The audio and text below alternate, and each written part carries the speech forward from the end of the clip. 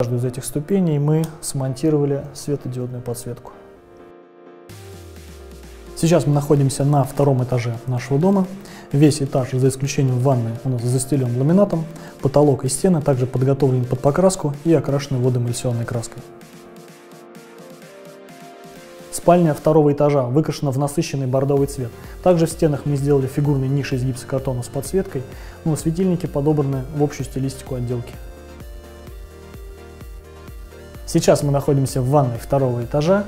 На полу выложен керамогранит с подогревом, на стенах у нас комбинируется плитка и покраска.